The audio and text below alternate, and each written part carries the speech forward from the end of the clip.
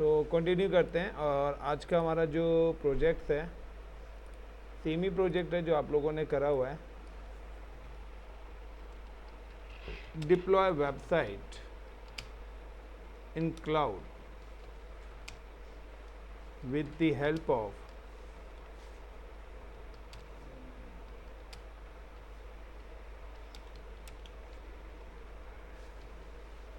Custom AMI। तो अब आप कुछ सर्वर्स तो बनाने हैं, वेबसाइट से डिप्लॉय करनी है, बट वेबसाइट डिप्लॉय के लिए आपको कस्टम AMI के थ्रू बनाना है। इफ़ यू रिमेंबर कि जब हम लोगों ने सबसे पहले स्टार्टिंग में पढ़ा था कि how to create virtual machine, तो मैंने बताया था कि जब भी आप वर्चुअल मशीन क्रिएट करेंगे तो वर्चुअल मशीन क्रिएट करने के लिए आपको ऑपरेटिंग सिस्टम सेलेक्ट करना पड़ेगा, जिसको we can call the AMI, Amazon machine image.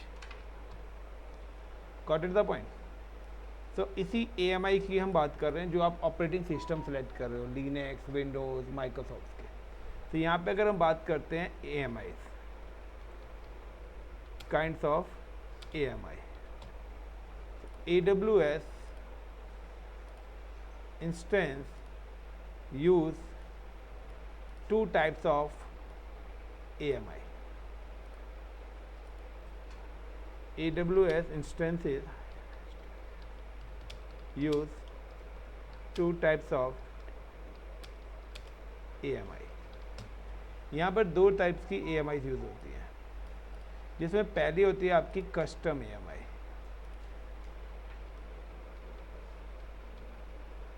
पहली आपकी custom AMI, sorry this is 1 second. First है आपकी default AMI and second is custom AMI। दोनों में क्या है, डिफ़ॉल्ट AMI का कॉन्सेप्ट क्या है? The default AMI provided by the AWS।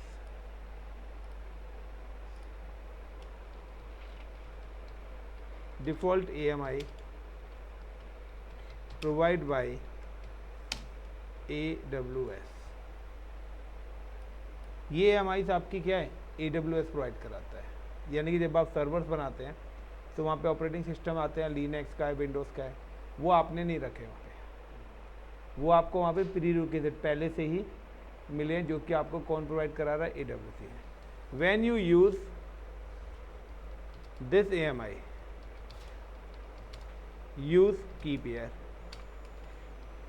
अगर आप इस AMI का यूज़ करते हैं तो आपको की पेयर की नीड होती है, क्योंकि आपको पता है कि अगर आप सर्वर बना रहे हैं तो आपको की पेयर भी बनाना पड़ेगा। यस और no? Third, all task configure manually. आपको कुछ भी काम करना है, आपको कोई फाइल क्रिएट करनी है, कोई सॉफ्टवेयर इंस्टॉल करना है, तो ये सारे के सारे काम आपको क्या करना पड़ेंगे? पहले आप सर्वर बनाओगे, देन सर्वर को लॉगिन करेंगे, देन yum इंस्टॉल, HTTPD और वट एवर जो भी सॉफ्टवेयर इंस्टॉल करना है, टच से कोई फाइल बनानी है, सारी चीज़ बनानी है, वो सारा काम आपको मैनुअली करना पड़ेगा। अब सपोज करो कि आपने ये जो सर्वर है, ये सर्वर आपने कस्टम AMI के थ्रू बनाया। इस सर्वर पे मैंने कहा कि आपको यहाँ पर 10 सॉफ्टवेयर इंस्टॉल करने हैं। लाइक इंस्टॉल करना है आपको यहाँ पर, लाइक आपको गेट इंस्टॉल करना है, आपको इस पर्टिकुलर सिस्टम पे आपको गेट इंस्टॉल करना है, अरे भाई गेट इंस्टॉल करना है, डॉकर इंस्टॉल करना है, जावा इंस्टॉल करना है, ठीक है, और पाइथन इंस्टॉल करना है। कि आपने जो सर्वर बनाया है उस पर ये 4 सर्विसेज होनी चाहिए। तो आपने लिनक्स का एक सर्वर बनाया या वट एवर विंडोज़ का बनाया और आपने उस पर इंस्टॉलेशन कर दी। सपोज करिए इस टास्क को करने में आपको 2 आवर्स लग गए, एक सर्वर रेडी करने में आपको 2 घंटे लग गए। मैं कहता हूँ 200 सर्वर्स बनाने हैं, तो कितना टाइम लगेगा?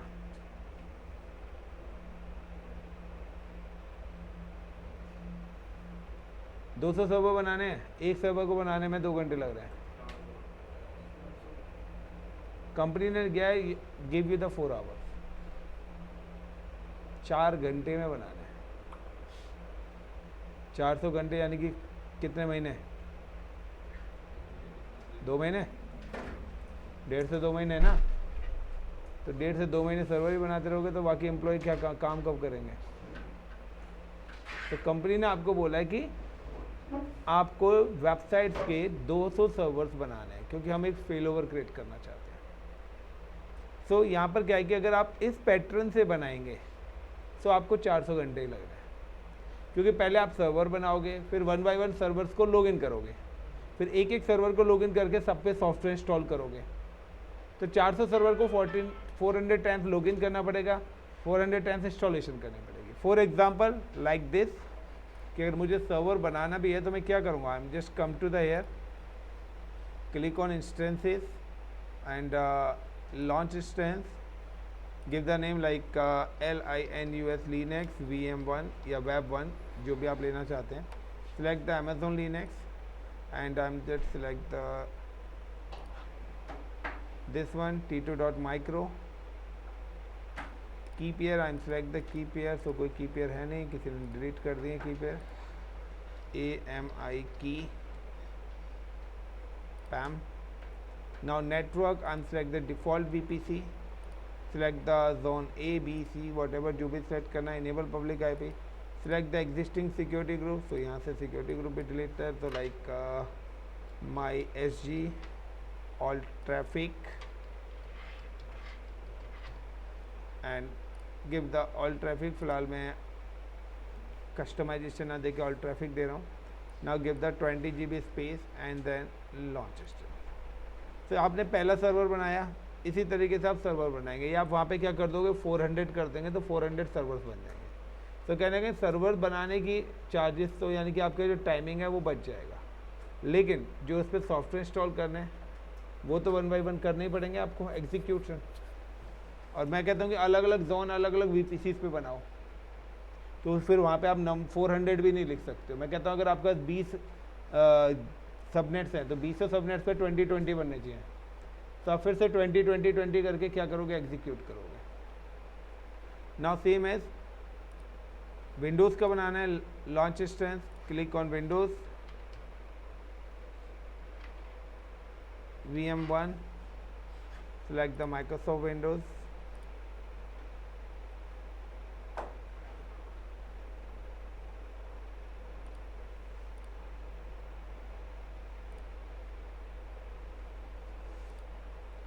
select the security group, so I'm select Microsoft Windows 2025 नहीं लेना भाई, 16,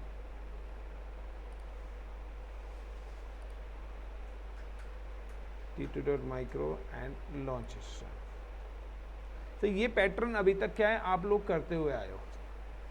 अब वेबसाइट डिप्लॉय करनी है, तो आपको भी पता है कि वेबसाइट डिप्लॉय करने के लिए आपको क्या करना है, लॉगिन विद सर्वर, विंडोज़ पे IIS इंस्टॉल करोगे, लिनक्स पे अपाची इंस्टॉल करोगे, HTTPD इंस्टॉल करोगे। So now I am just login with Linux machine first. सो मैं यहाँ पे क्या कर रहा हूँ, मेरे पास एक सॉफ्टवेयर है पुट्टीजेन,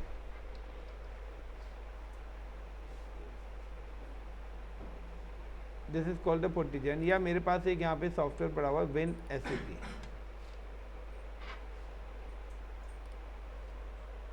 क्लियर। अब मुझे एक वेबसाइट जो डिप्लॉय करनी है, उस वेबसाइट का कोड मेरे पास यहाँ D ड्राइव में पड़ा हुआ है। मैं चाहता हूँ ये वाली वेबसाइट डिप्लॉय करना, मैं इस डेटा को लिनक्स पे भेजना चाहता हूँ। Got it. इस डेटा को मैं कहाँ पर भेजना चाहता हूँ, लिनक्स पे। तो मुझे अगर इस डेटा को लिनक्स पे भेजना है, यहाँ पे मैं एक फाइल और बना देता हूँ, न्यू फाइल इंडिया नाम से।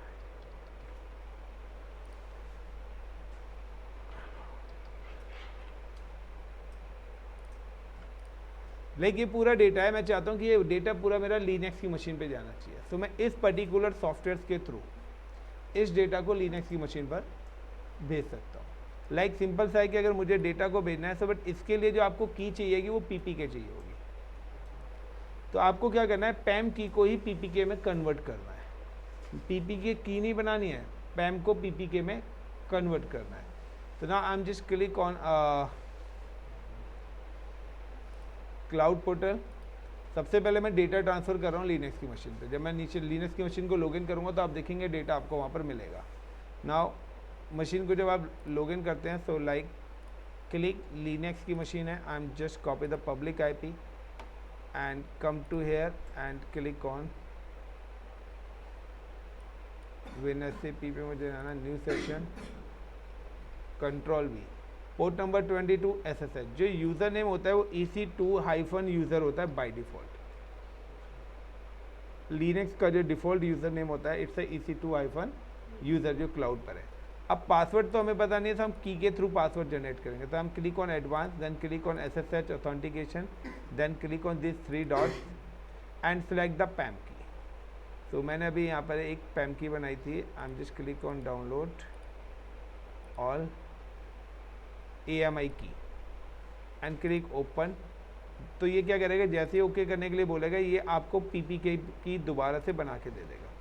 तो ये आपकी की को ऑटोमेटिकली की PPK में क्या कर देगा, कन्वर्ट कर देगा। अब आप जाके देखेंगे तो आपके पास 2 कीज़ यहाँ पर होंगी, एक PPK और एक पैम। तो पैम क्लाउड से ली थी, उस सॉफ्टवेयर ने क्या करा, उसको PPK भी बना के दे दी। तो ये दोनों कीज़ अब हम यूज़ कर सकते हैं, मुझे मशीन पे चेंज करने की ज़रूरत नहीं है। Now click on okay, then login. जैसे मैं लॉगिन होऊंगा तो यहाँ पर मेरी कनेक्टिविटी हो जाएगी और मैं डायरेक्ट EC2 की होम डायरेक्टरी के अंदर पहुँच जाऊँगा।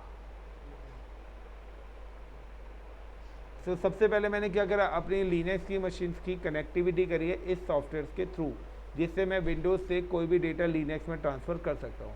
So when you transfer data Windows to Linux, so you can use WinSAP software. Network time out का एरर आ रहा है, again okay. EC2 user, advance, authentication, select the की।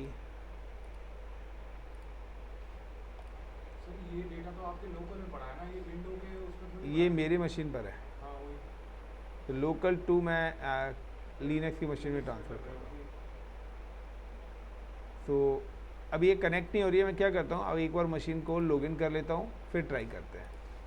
तो कनेक्ट, क्योंकि हो सकता है कि अगर VPC में कोई प्रॉब्लम होगी तो मुझे फिर VPC ट्रबल शूट करना पड़ेगा, क्योंकि इससे पहले हम लोगों ने कस्टम VPC वाली लैब करी थी।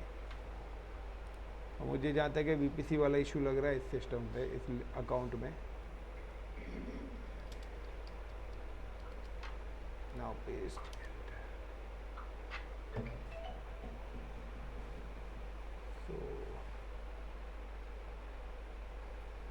तो गाइस यहाँ पे VPC यानी कि जिसका भी अकाउंट है उसने अच्छी प्रैक्टिस करी है, बट उसने क्या करा, अपने डिफ़ॉल्ट VPC को भी खिला कर दिया है।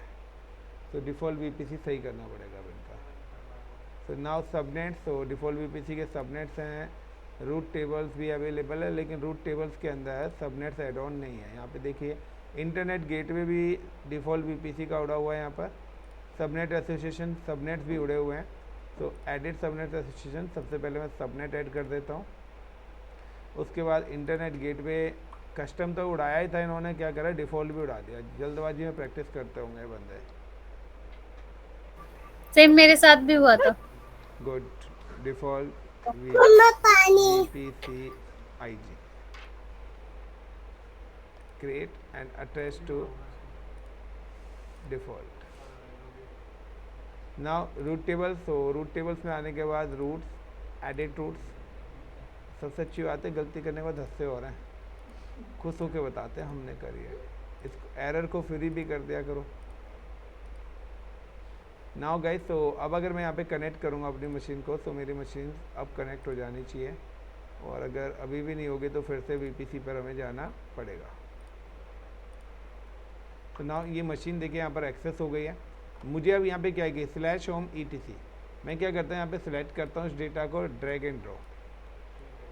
तो ये डेटा मेरा क्या है, यहाँ से एक कॉपी मेरे लिनक्स की मशीन पे चली जाएगी, क्योंकि मेरा टास्क है डिप्लॉय वेबसाइट। तो डेवलपर ने मेरी वेबसाइट बना के रखी हुई है, या मेरे सिस्टम पे है, तो मैं अपने सिस्टम से ट्रांसफ़र कर रहा हूँ वाया FTP।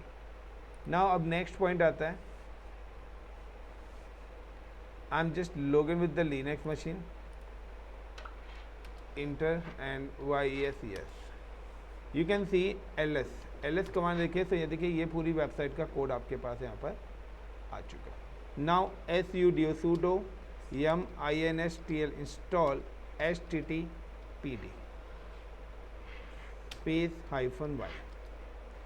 तो मैं एडमिन यूज़र पे नहीं जा रहा, डायरेक्ट अगर मैं नॉर्मल यूज़र से कमांड चला रहा हूँ, तो जो EC2 यूज़र है ये बाय डिफ़ॉल्ट हमारा जो है सुपर यूज़र बना हुआ है। इसलिए सूडो से रिलेटेड टास्क ये एग्जीक्यूट कर सकता है। इससे पहले हम जब करते थे तो हम क्या करते थे, SU हाइफन लगा के रूट पे जाते थे, लेकिन जब भी मैं यूज़र से कर रहा हूँ तो मैं कुछ भी काम करूँगा तो उसके लिए मुझे क्या करना पड़ेगा, सूडो यूज़ करना पड़ेगा। नाउ सूडो MV का मतलब मूव करना चाहता हूँ किसको, स्टार, जितना भी मेरा फाइल है, यानी कि मेरी यहाँ पे जितनी भी फाइल्स हैं, स्टार का मतलब है सारी की सारी फाइल को एक साथ मूव कर देंगे। अगर मैं फाइल का नाम दूंगा तो पर्टिकुलर वो फाइल जाएगी किस लोकेशन पे, /var www and HTML location पे। नाउ ls, तो आप देखिए आपके पास कोई फाइल नहीं होगी। देन sys systemctl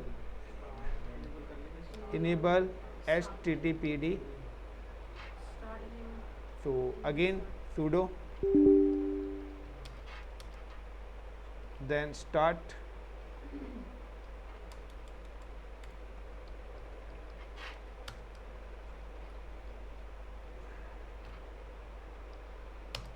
तो क्या देखिए यहाँ पर ये जो सारा काम आप लोगों ने करा है, ये आपने किस तरीके से करा है, ये आपने करा है मैनुअल वाया डिफ़ॉल्ट EMI। अब इसी टाइप्स के मैं कहता हूँ कि ये जो सेम वेबसाइट आपकी यहाँ पर बन के आई है, नाउ यू कैन सी कि अगर मैं इसके IP को अगर ब्राउज़र में पेस्ट करता हूँ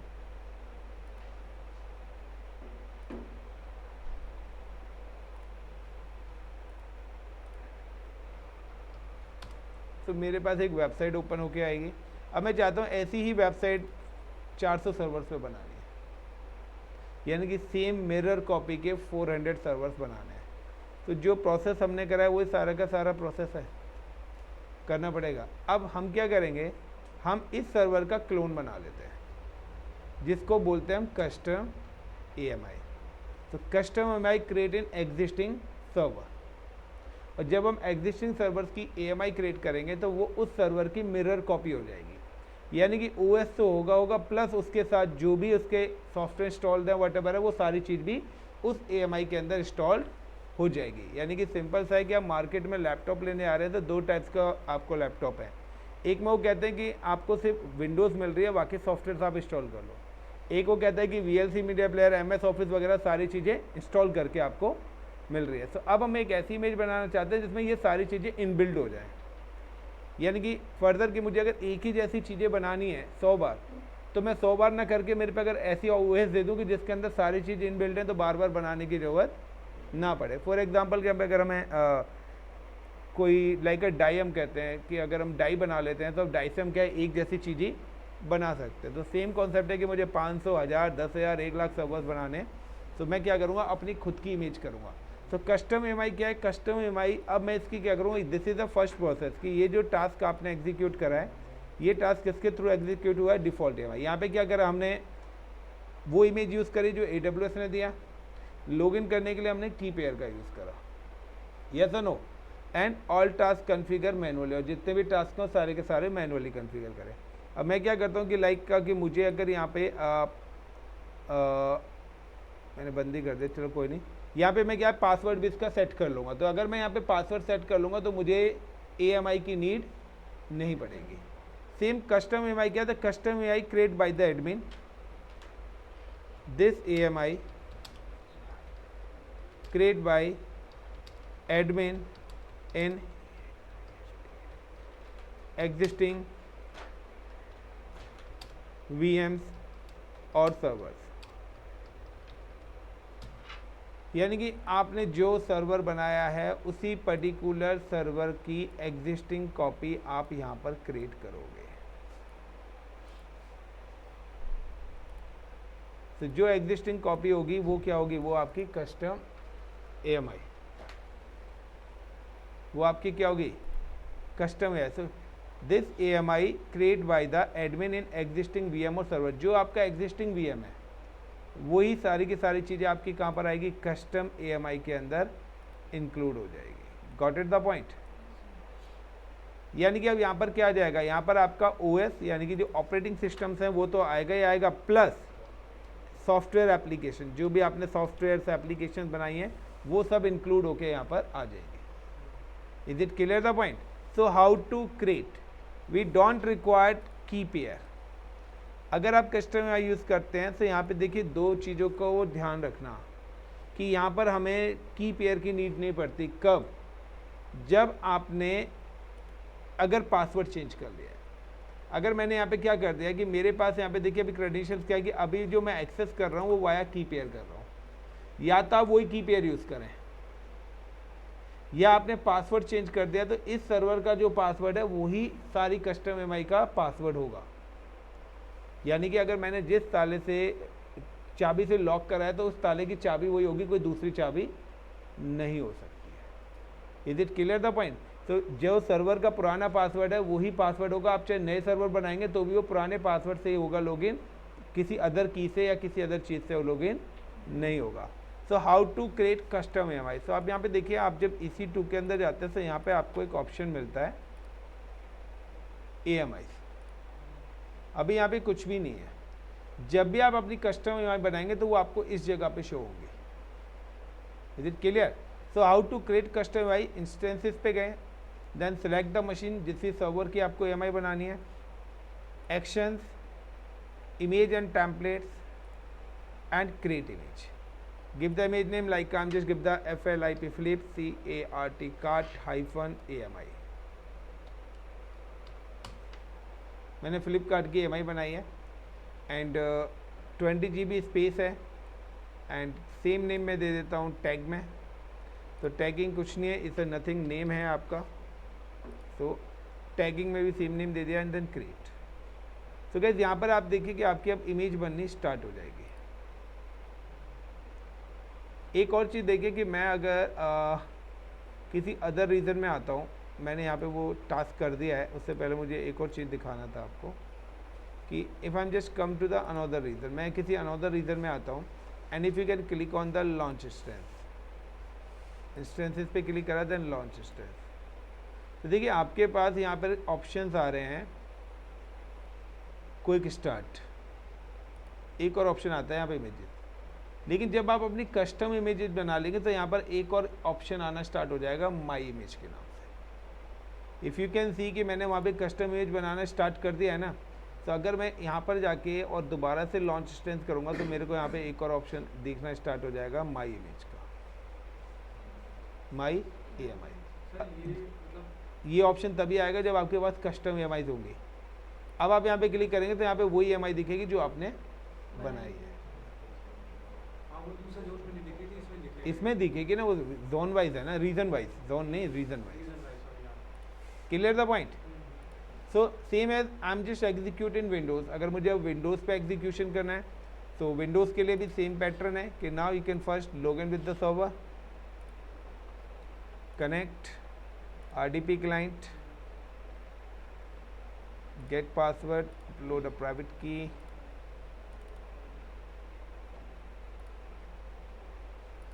download remote desktop connection, click, connect, paste, okay।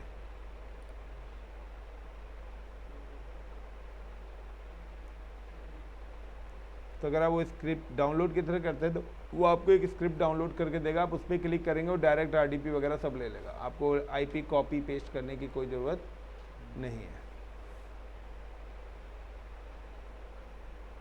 Now I M install the web server IAS। तो अभी ये सर्वर भी मेरा क्या है, कस्टम इमेज के थ्रू नहीं है, डिफ़ॉल्ट AMI के थ्रू है। बट हमारा जो टास्क है कस्टम EMI, तो पहले तो हम कस्टम EMI बनाएंगे देन सर्वर क्रिएट करेंगे। तो नाउ सपोज करें यहाँ पे मैं कुछ फोल्डर्स क्रिएट कर देता हूँ, अपने new folder like Java, cloud, and I am change the password CMD and NETnet space user space ADMINISTRATOR and password is ASD@1234। Password change कर दिया ना, I am install the web server service, I am just click on the server manager. तो यही server हम on premise में cloud पे भी ले रहे हैं, वही एड रोल्स एंड फीचर्स का सेटिंग्स है। मुझे अगर एक्टिव डायरेक्टरी इंस्टॉल करनी है, DNS इंस्टॉल करना है जो हम MCSA में पढ़ रहे हैं, तो वो इंफ्रा भी आप यहाँ पर बना सकते हो अपना।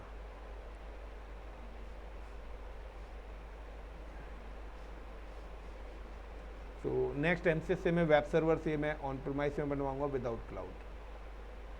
So click on add roles and features,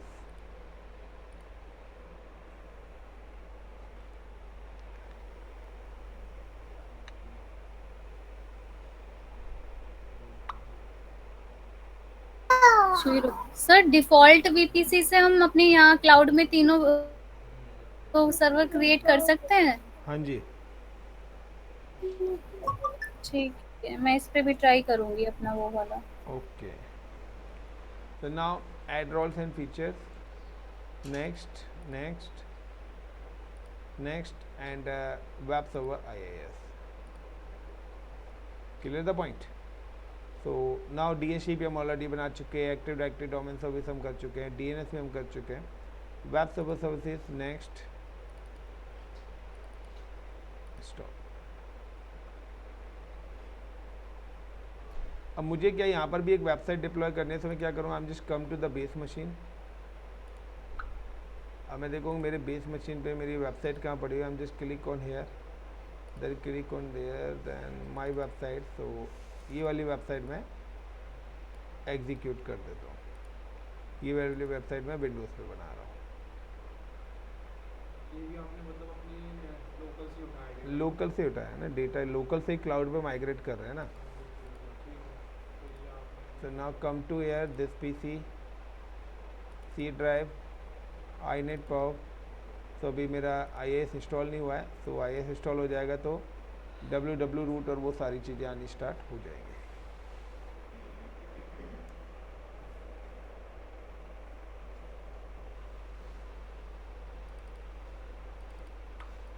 तो एग्जिस्टिंग वेबसाइट है, इसको मैं डिलीट कर रहा हूँ एंड नाउ पेस्ट।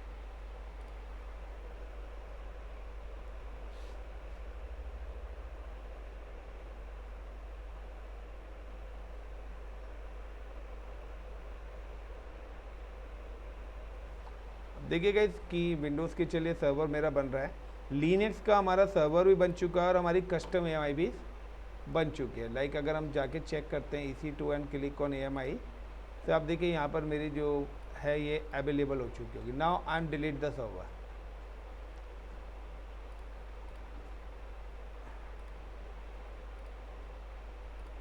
अब सर्वर तो मुझे दोबारा से सर्वर बनाने, तो अब मेरे पास इसका बैकअप है, that is called the custom AMI। अब मैं उस AMI के थ्रू इस सर्वर को बना सकता हूँ। तो AMI के थ्रू सर्वर क्रिएट करना है, तो नाउ द लॉन्च स्ट्रेंथ। अब आपको अगर VPC चेंज करना है, सिक्योरिटी ग्रुप चेंज करना है, रीज़न भी चेंज करना है, तो आप रीज़न भी चेंज कर सकते हो अपना।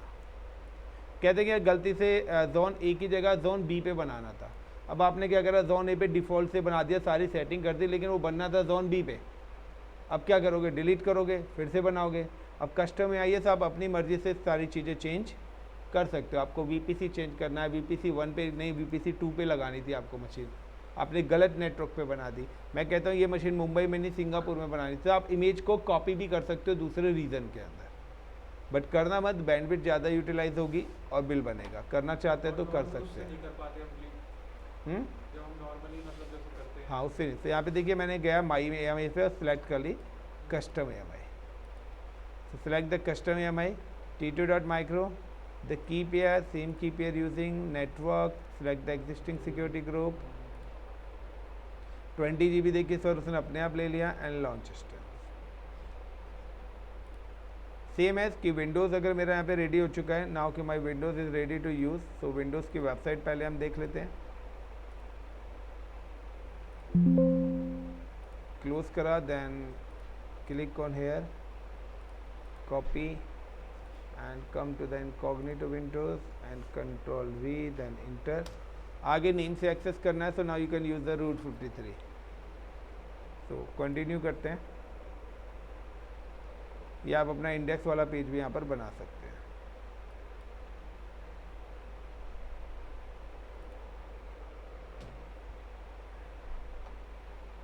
Does not support secure connection, okay, इसके आगे HTTP लगा गया होगा।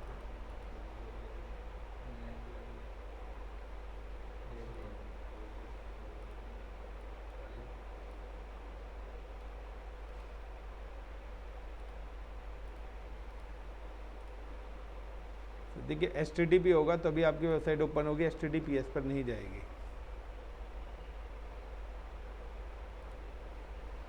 भाई चल जा भाई।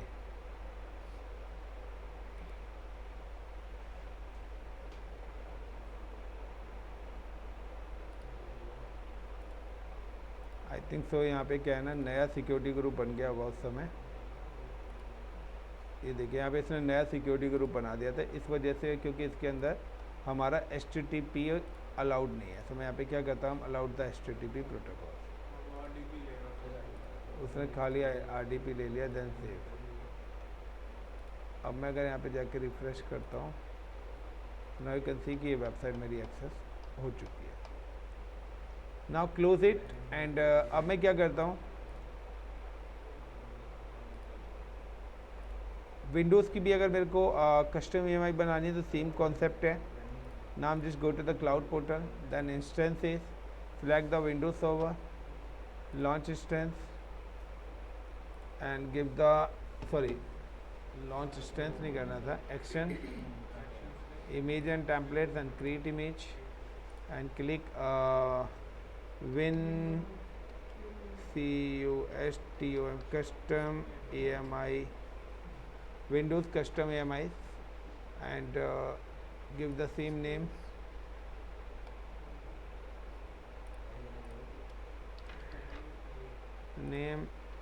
paste and create image.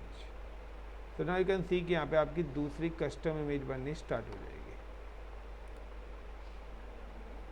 Clear the point. मैंने विंडोज़ की मशीन डिलीट कर दी थी, इफ़ यू रिमेंबर, VM1 से ये मेरी दूसरी मशीन बन के आई है, दैट इज़ नहीं कैंसिल करता उसको। सो ये रही मेरी लिनक्स की machine, so it's VM2 Linux. तो आप देखते हैं कि इस पर भी सेम ही वेबसाइट हमें मिलेगी, कॉपी, क्योंकि ये मैंने कस्टम इमेज के थ्रू बनाई है। क्योंकि VM1 तो मैंने डिलीट कर दिया था।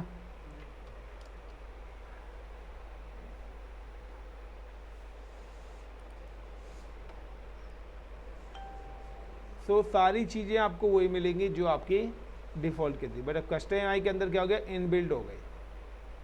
अब मुझे बार बार काम करने की ज़रूरत नहीं पड़ेगी, यानी कि मैंने एक ऐसा सॉफ्टवेयर बना के रख दिया जिसके अंदर पहले से ही मैंने चीज़ें ऐड ऑन कर दी। फॉर एग्जांपल कि बुफे सिस्टम नहीं, मैंने हल्दीराम ने थाली पैक कर दी कि भाई ये थाली आए, थाली पकड़ाते जाना, जल्दी जल्दी डिस्ट्रीब्यूशन हो जाएगा। तो उन्होंने क्या कर, उसमें ब्लॉक्स बना दिए, पहले से ही सारी चीज़ें प्रिपेयर करके रख दी कि अगर भीड़ आता है, कुछ भी आता है तो हम जल्दी जल्दी दे सकें।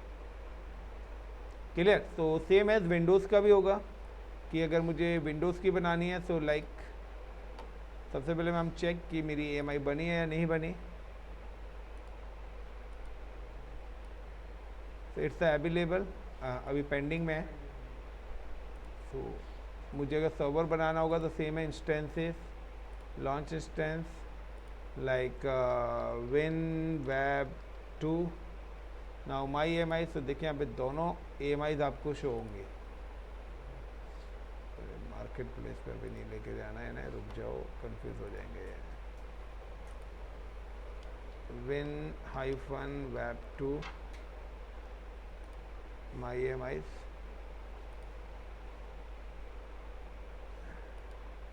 देखिए दोनों EMIs हैं, जैसे वहाँ लिस्ट आती है ऐसे यहाँ पे आ रही है। Now Windows custom EMI T2.micro the key pair proceed without a key pair. Why? Because I know the password of the EMI. मैंने पासवर्ड चेंज करा था। तो ASD@1234 वही पासवर्ड उस मशीन का रहेगा। अगर आप यहाँ से की पेयर ऐड भी करा दोगे तो भी ये नहीं चलेगी। तो हमें की पेयर ऐड नहीं करना जब आप कस्टम EMI करते हैं, ना कि आपको वही पासवर्ड चाहिए जिससे वो सर्वर लॉगिन हो रहा था। तो कस्टम EMI के अंदर ये चीज़ ध्यान रखना। VPC चेंज करना है, security group, I am just select the MySG and launch. अगर मेरी कस्टम EMI वहाँ बन चुकी होगी तो मशीन लॉन्च होगी, अदरवाइज ये लॉन्च नहीं होगी। तो देखिए यहाँ पे एरर दे रहा है, इसका रीज़न है एरर देने का, क्योंकि मेरी जो अभी इमेज है वो एग्जीक्यूट नहीं हुई होगी,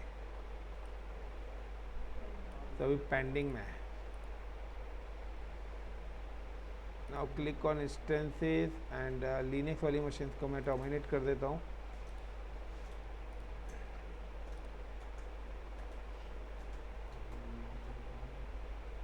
नाउ कि अगर आपको EMI को कभी भी डिलीट करना हो तो आपको क्या करना है, EMI सेलेक्ट करनी है, एक्शन करना है और डी रजिस्टर्ड EMI होगी।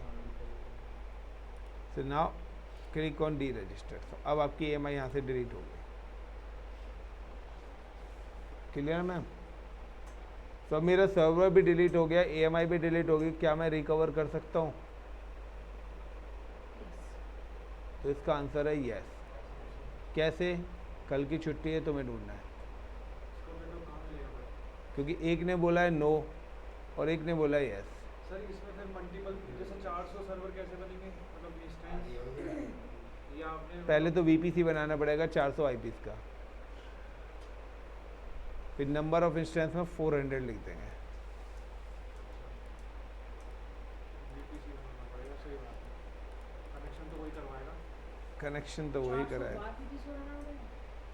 400 सर्वर्स के लिए 400 IP नहीं चाहिए? हर किसी के लिए यूनिक आईपी चाहिए। और क्या?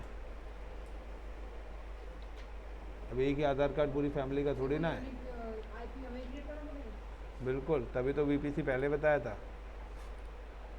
सही बात है, IP देनी पड़ेगी। अब 400 कर दिया, VPC में पूल में IP नहीं है तो वो फेल कर देगा। अब वो भी देखना पड़ेगा, मल्टी जोन है, सिंगल जोन है। फिर उनके सबनेट मास्क बनाने पड़ेंगे 400। सबनेट बनाओ, सबनेट्स के बाद फिर रूट टेबल्स बनाओ।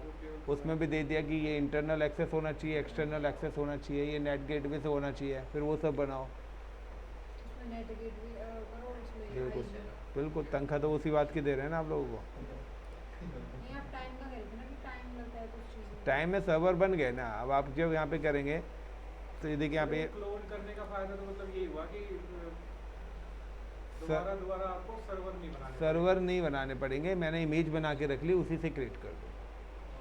अभी ये पहला पैटर्न है। अभी मैं एक और बताऊंगा कि अभी भी हम जब सर्वर बना रहे हैं तो हम यहाँ पे क्या दे रहे हैं, हार्डवेयर कॉन्फ़िगरेशन दे रहे हैं, सिक्योरिटी ग्रुप क्रिएट कर रहे हैं, VPC सिलेक्ट कर रहे हैं। मैं ये सब भी पहले से सिलेक्ट करके रख सकता हूँ। मैंने सिर्फ क्लिक करा, लॉन्च इंस्टेंस मशीन बन जाएगी। यानी कि सारी चीज़ें पहले से ही रख दी है। नेम और लॉन्च, नेम भी देना पड़ेगा। बिल्कुल, नेम देना है और लॉन्च पे क्लिक करना है, मशीन अपने आप ही बन जाएगी। रीज़न है कि आपका एक बड़ा प्रैक्टिकल आना है जिसमें अभी तक जितनी भी क्लासेस पढ़ाई हैं वो सब एक साथ होंगी।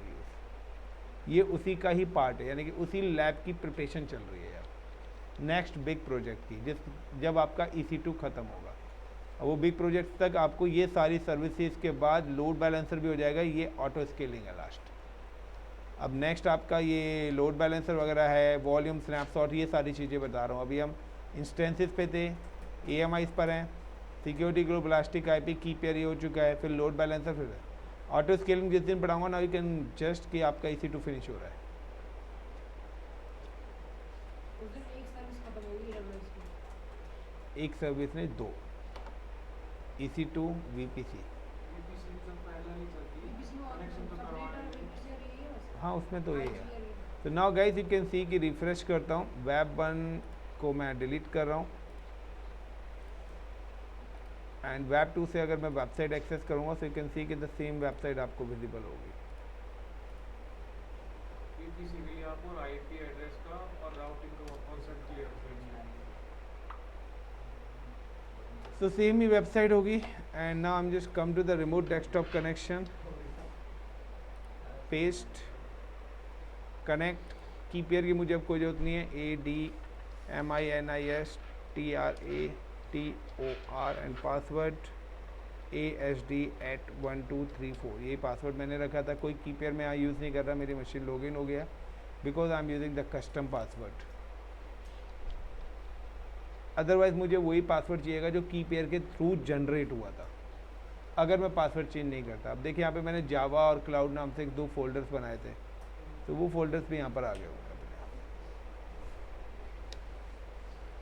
Clear the point? It's a complete mirror copy. So guys सारी चीज़ें डिलीट कर रहा हूँ मैं and I am just click on this instance also and one more thing कि आपके पास क्वेश्चन है कि क्या ये सारी चीज़ें मैं डिलीट कर देता हूँ तो क्या मैं दोबारा से रिकवर कर सकता हूँ? तो इसका आंसर यस है, जो हम फ्राइडे पढ़ेंगे। चलिए guys, thank you, bye bye, all the best.